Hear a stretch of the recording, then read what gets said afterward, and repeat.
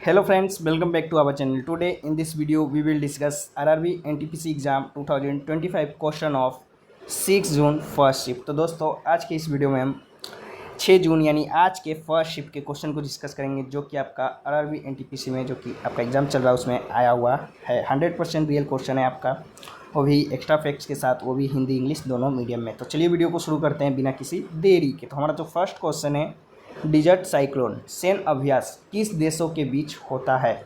Dessert Cyclone military exercise take place between which countries? तो option भी साथ में रखते हैं, क्योंकि ऑप्शन से थोड़ा आपको अंदाज़ा मिल जाएगा कि कौन सा ऑप्शन जो कि नहीं होना चाहिए। हालांकि ये सब ऑप्शन जो कि डिफरेंट रह सकते हैं एग्जाम में, बाकी क्वेश्चन आपका यही पूछा गया था। तो हमारा जो राइट ऑप्शन हो जाएगा आपका ऑप्शन नंबर बी, यानी भारत और अमेरिका, इंडिया एंड अमेरिका, जो कि आपका राइट आंसर हो जाएगा। तो चलिए इसके एक्सप्लेनेशन को भी देख लेते हैं। डिजर्ट साइक्लोन एक संयुक्त सैन्य अभ्यास है जो भारत और अमेरिका के बीच थार रेगिस्तान में आयोजित किया जाता है। कहाँ आयोजित किया जाता है? तो थार रेगिस्तान में। इसका उद्देश्य दोनों देशों की सेनाओं के बीच सामरिक सहयोग और युद्ध कौशल को बढ़ाना है। Desert Cyclone is a joint military exercise held between India and the US in the Thar Desert. Its aim to enhance tactical cooperation and combat skill between the armies of two countries. चलिए next question की ओर बढ़ते हैं। Next आपका नीति आयोग के SDG India index 2023-24 के अनुसार सर्वश्रेष्ठ प्रदर्शन करने वाला राज्य कौन सा है? According to NITI Aayog SDG India index 2023-24 which is the best performing state? तो आपका राइट ऑप्शन हो जाएगा ऑप्शन नंबर ए, यानी उत्तराखंड, जो कि आपका राइट आंसर हो जाएगा। उत्तराखंड राज्य जो कि आपका है। एक्सप्लेनेशन की बात कर ले तो नीति आयोग के SDG इंडिया इंडेक्स 2023-24 के अनुसार उत्तराखंड और केरल दोनों ने 69 अंकों के साथ 79 अंकों के साथ शीर्ष स्थान प्राप्त किया है। तमिलनाडु 78 अंकों के साथ दूसरे स्थान पर है, जबकि गोवा 77 अंकों के साथ तीसरे स्थान पर है। तो आपका उत्तराखंड और केरला दोनों है। तो आप लोग देख लीजिएगा कि ऑप्शन में आपका अगर उत्तराखंड होगा तो उत्तराखंड, केरल होगा तो केरल, जो कि राइट आंसर हो जाएगा।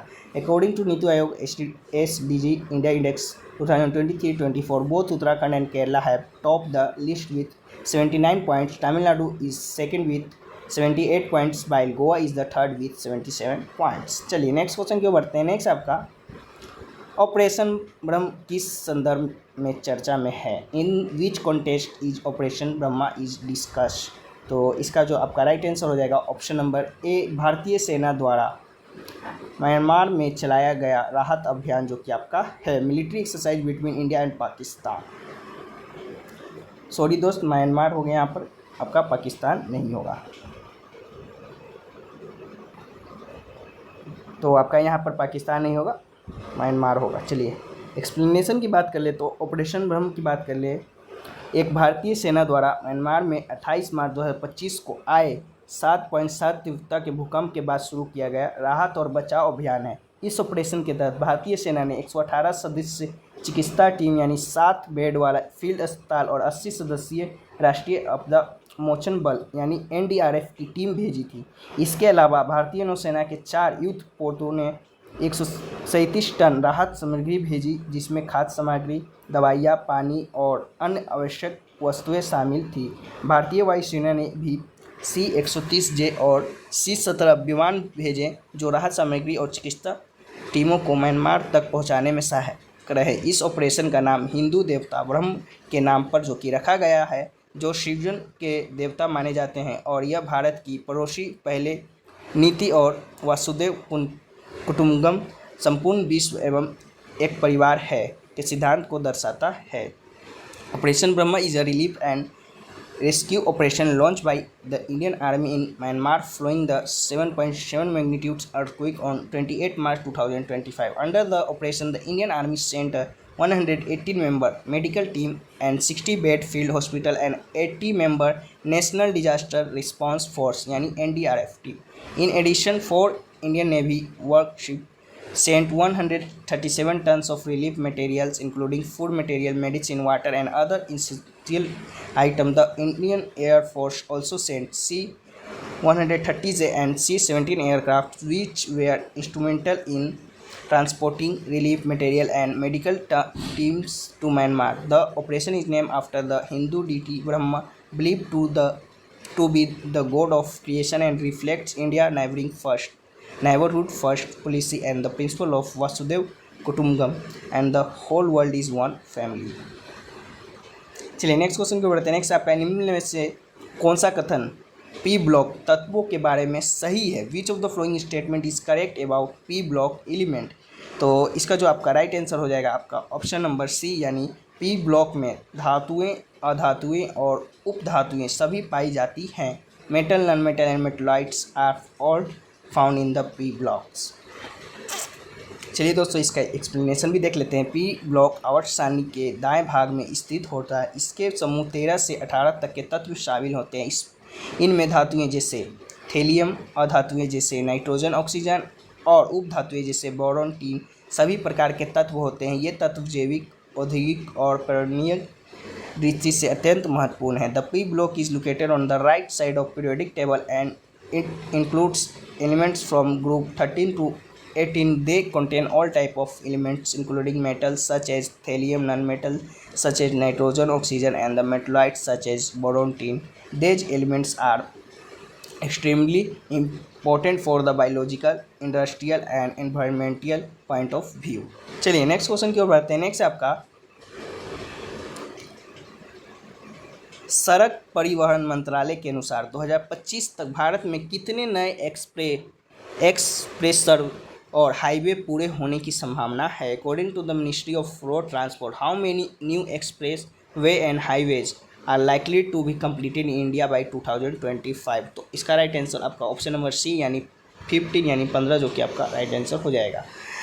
तो बात कर लें कि भारत सरकार 15 नए एक्सप्रेसवे के निर्माण पर काम कर रही है, जिनमें दिल्ली, मुंबई, गंगा, द्वारिका, बेंगलोर, चेन्नई जैसे प्रमुख एक्सप्रेसवे शामिल हैं। इन परियोजनाओं के पूरा होने से देश में सड़क नेटवर्क को नया आयाम मिलेगा और यात्रा अधिक सुगम होगी। The government of India is working on the construction of 15 new expressway including major expressway such as Delhi, Mumbai, Ganga, Dwarka, Bangalore and Chennai. The completion of this project will be a new dimension to the road network in the country. चलिए next question की ओर बढ़ते हैं। Next आपका आर्थिक संरचना 2024-25 के अनुसार भारत में 2023-24 की बेरोजगारी दर कितनी थी? तो according to economic survey of 2024-25 what was the unemployment rate in India in 2023-24? तो इसका राइट आंसर आपका ऑप्शन नंबर सी 3.2% जो कि आपका हो जाएगा। तो भारत में बेरोजगारी दर की बात कर ले तो 2017-18 में 6% थी, वहीं 2023-24 में आपका घटकर 3.2% रह गई थी। इसके अलावा महिला श्रम बल भागीदारी दर की बात कर लें जो कि आपका 23.3% से बढ़कर 41.7% हो गई है। The employment rate in India was 6% in 2017-18 which is expected to decline to 3.2% in 2023-24. Apart from this, the female labor force participation rate has also increased from 23.3% to 41.7%. चलिए नेक्स्ट क्वेश्चन की बढ़ते हैं। नेक्स्ट आपका सम्राट कनिक्स ने किस धर्म को अपनाया था? Which religion was adopt by emperor Kanishka? तो आपका इसका राइट आंसर बुद्धिज्म जो कि बौद्ध धर्म जो कि आपका राइट आंसर हो जाएगा। कनिष्क की बात कर ले कुषाण वंश के जो कि आपका राजा थे।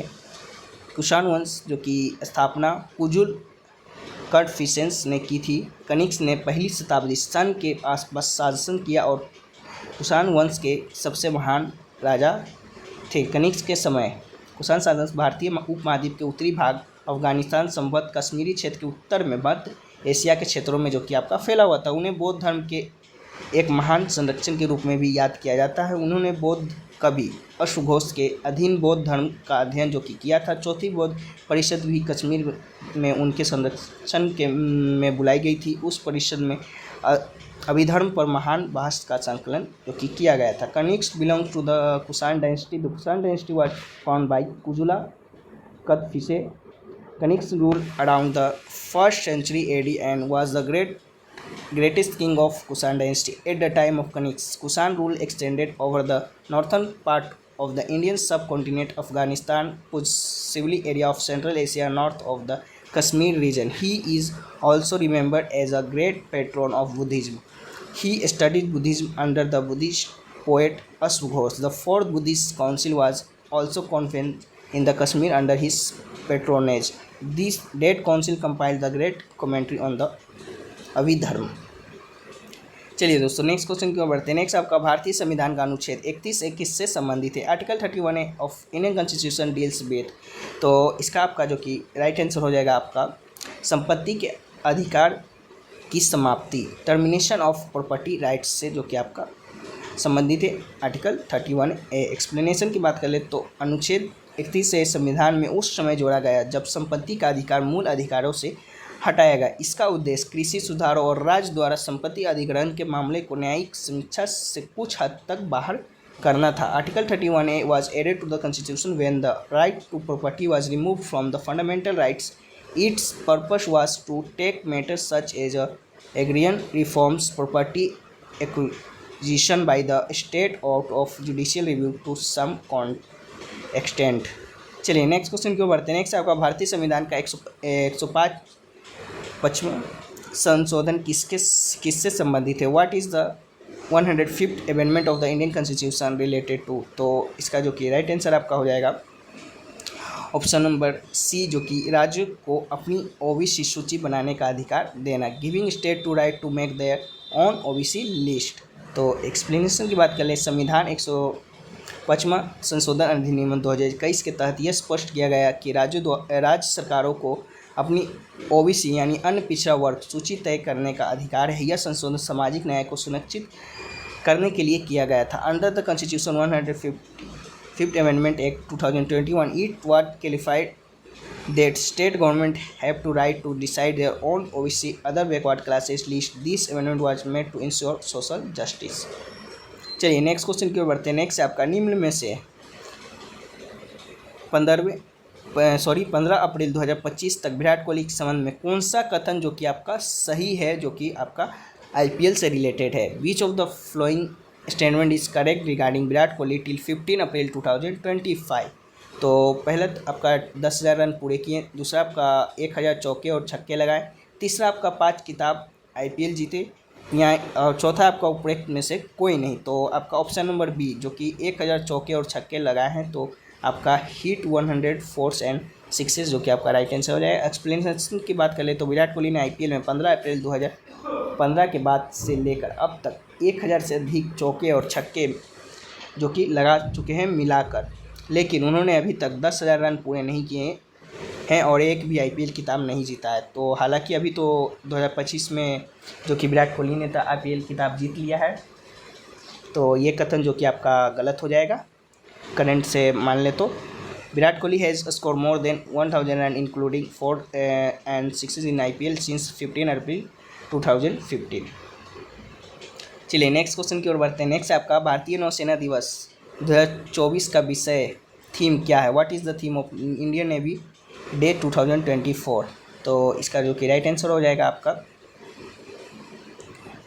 नौसेना दिवस 2024 का थीम था आपका नौ चार और स्वदेशीकरण के माध्यम से शक्ति और सामर्थ्य। तो आपका राइट आंसर हो जाएगा। भारत में नौसेना दिवस हर साल 4 दिसंबर को देश में नौसेना बल की भव्यता, उपलब्धियां और भूमिका का जश्न मनाने के लिए मनाया जाता है। The theme of navy day 2024 was strength and presence through innovation and indigenisation. Navy day is celebrated every year on 4 December in India. The graduate rank and role of naval force in celebrated in the country. चलिए next question की ओर बढ़ते हैं। Next आपका पर्यावरण संरक्षण अधिनियम भारत में कब लागू किया गया था? When was the environment protection act enacted in India? तो आपका राइट आंसर 1986 यानी 1986 जो कि हो जाएगा। बात कर ले पर्यावरण संरक्षण अधिनियम की, तो संसद द्वारा 23 मई 1986 को पारित किया गया था और 19 नवंबर 1986 को लागू किया गया था। इस अधिनियम में 4 अध्याय तथा 26 धाराएं हैं। इस अधिनियम को पारित करने का मुख्य उद्देश्य संयुक्त राष्ट्र द्वारा पर्यावरण संरक्षण की दिशा में किए गए प्रयासों को भारत में विधि कानून बनाकर लागू करना था। The environmental protection act was passed by the parliament on 23 May 1986 and implemented on the 19 November 1986. This act has 4 chapters and 26 sections. The main objective of passing this act was to implement the effort made by the United Nations toward environmental protection in India by making a law। चलिए next question की ओर बढ़ते हैं। Next आपका MS word या MS Excel में नया document या नई वर्कबुक खोलने के लिए कौन सी शॉर्टकट की उपयोग की जाती थी, यानी which shortcut key is use to open a new document और a new workbook in MS Word और MS एक्सेल। तो आपका इसका राइट आंसर Ctrl+N का जो कि आपका शॉर्टकट की का उपयोग होता है तो राइट आंसर हो जाएगा। MS वर्ड की बात करें और MS एक्सेल की, तो दोनों में Ctrl+N दबाने से एक नया डॉक्यूमेंट या नई वर्कबुक खुलती है। Pressing Ctrl+N in both MS Word and MS Excel opens a new document और न्यू वर्कबुक। वहीं बात कर ले Ctrl+O से, तो आपका फाइल खोलने के लिए जो कि उपयोग किया जाता है, ओपनिंग अ फाइल।